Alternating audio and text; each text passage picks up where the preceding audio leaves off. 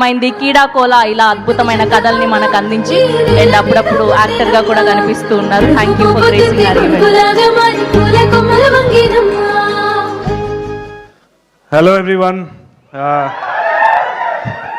మీకు పైసలు ఇచ్చినా అనుకుంటారు, అనవసరంగా అరవకండి. ఒక టైంలో ఇట్లా షార్ట్ ఫిల్మ్స్ చేసే టైంలో రీజనల్ సినిమా చూసినప్పుడు వాళ్ళది ఒక రూటెడ్ స్టోరీస్ ఉండే, చాలా న్యాచురల్గా ఉంది, ఏదో సినిమా చూసినట్టు లేదు అని దాన్ని బ్రేక్ డౌన్ చేసి ఇక్కడ ఆడుతుందా ఆడదా అని చాలా ఆలోచించిన టైం అది. ఇప్పుడు చూస్తే అసలు ఎంత వేరీడ్ స్టోరీస్ వస్తున్నాయంటే ఎవ్రీ విలేజ్, ప్రతి విలేజ్లో, ప్రతి సిటీలో, ప్రతి కార్నర్ది ఒక స్టోరీ ధైర్యంగా తీసుకొని చెప్తున్నారు. మన మార్తాండ్ కూడా little hearts was amazing man. నిజంగా చెప్తుందా, నాకు మళ్ళీ ఈ సినిమాలు చూసి I'm getting inspired to right again. Film maker to film maker మళ్ళీ ఆ ఇన్స్పిరేషన్ రావడం అన్నది it's such a beautiful place. నాకు తెలిసి industry is in a beautiful place and Telugu audience లెక్క ఏ ఆడియన్స్ లేదు వరల్డ్లో. అక్కడ కమర్షియల్ సినిమా, ఇక్కడ రూటెడ్ సినిమా, రియల్ సినిమా, కొంచెం కంప్లీట్లీ ఎస్కేపిస్ట్ సినిమా కూడా అన్నిటినీ ఎంకరేజ్ చేస్తున్నారు. కాబట్టి I'm really happy. And sir was also saying you guys are having fun అని చెప్పేసి, నిజంగా it's a great time to have fun.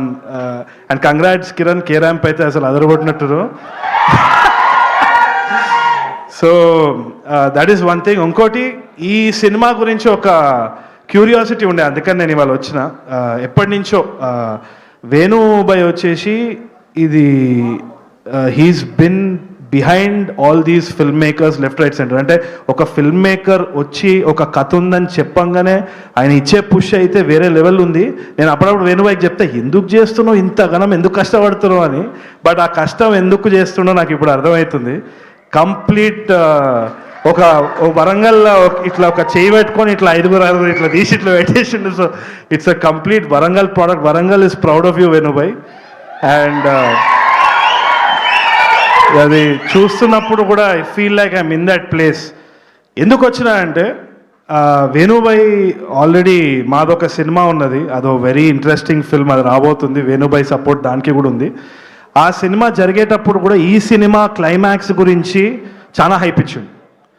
Last 30 minutes is going to blow your mind అని చెప్తా ఉన్నాడు.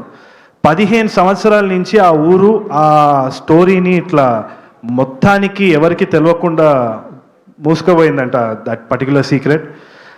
అదేందో ఈ సినిమా చూస్తే ఆ last 30 minutes will blow your mind guaranteed అని చెప్పి ఎప్పటి నుంచో మన క్రూ నుంచి కూడా, కాస్ట్ నుంచి కూడా వినిపిస్తూ ఉంది.